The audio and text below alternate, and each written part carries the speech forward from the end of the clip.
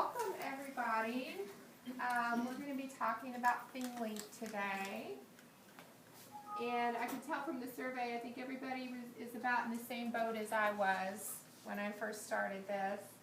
The agenda for the day is, and you'll see in front of you, you've got a pamphlet of tools that you can take with you today. But we're going to talk about what is Thinglink, how does it work, what can you do with it, how do my students use it, how can my students connect, what do I need to think about before I begin, how do I make my own Thinglink, and what if I don't have time to make one?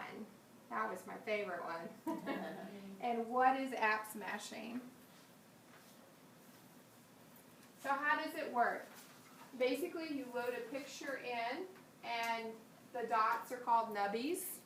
With the free account, you really don't have that many choices on which nubbies you get, but one does the trick. And boop. When I want it to fast forward, it doesn't. So students are taken to websites, videos, text, recordings, or images that support the standard that's being taught. They do this by hovering over or clicking on the nubby, and that connects them to the link. Some of them don't have links. Some of them just have text. Some of them you can connect to a voice called Vocaroo, where you can record yourself reading the text. So maybe beside the same image, you could have a dot that is the Vocaroo and a dot that is the text, especially for the primary grades, so it's reading the fact to them. This allows them to do research on their own for research projects. Students can navigate independently, and it provides opportunity for personalized learning and choice and voice. You can create your own Thinglink, or you can use one that's already been created. Kind of like with the Kahoots. So I got absorbed in Pinterest this weekend on all the things that you could do with the Thinglink. You can create your beginning of the school year teacher introduction on a Thinglink. And I've done one that you can go to in the packet. So you can do an interactive introduction. You can create a unit of study hook. If you're studying, I can't say his name ever, Roald Dahl, yeah, Charlie and the Chocolate Factory. If you're doing that unit, you can start with an author, Dr. Seuss Week. You can do a Dr. Seuss Thinglink before you get started to help the kids get interested in Dr. Seuss.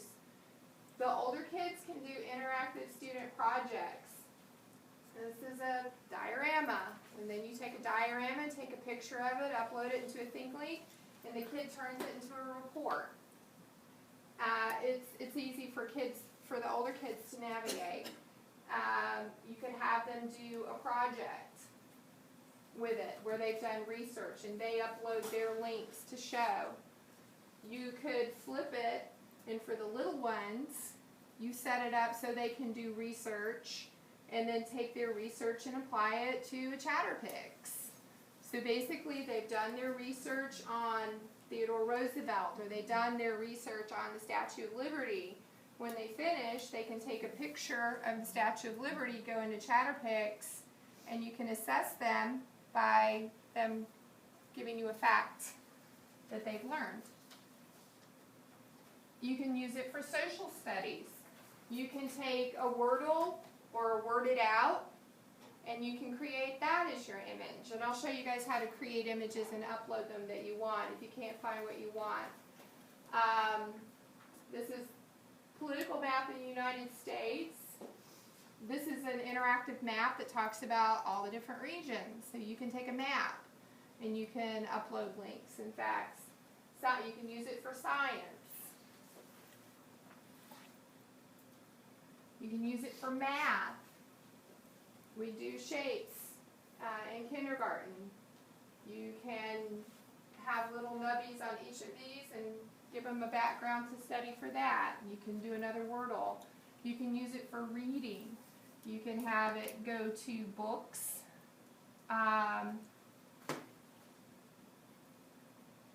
You can have a vocabulary wall.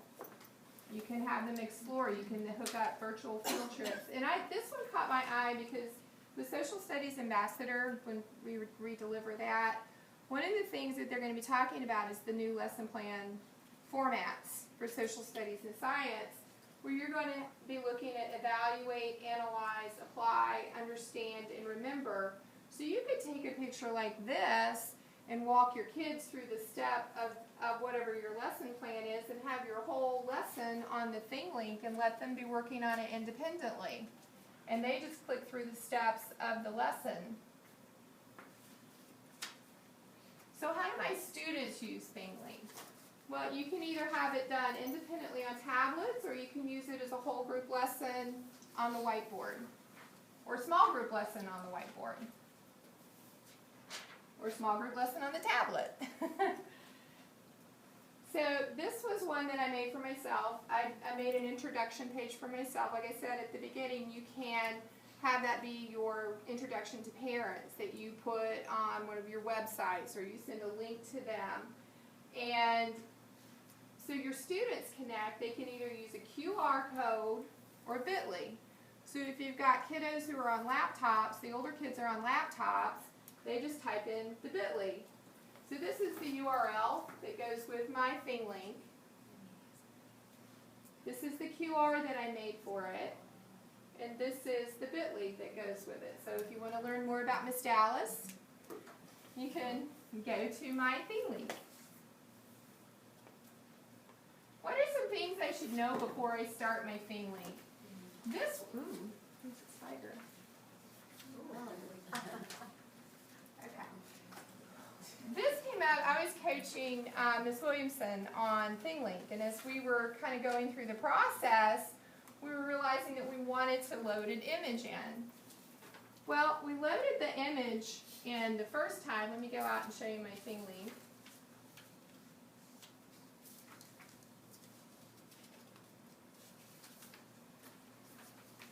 So if I go into my Thinglink, and I'm going to go into me,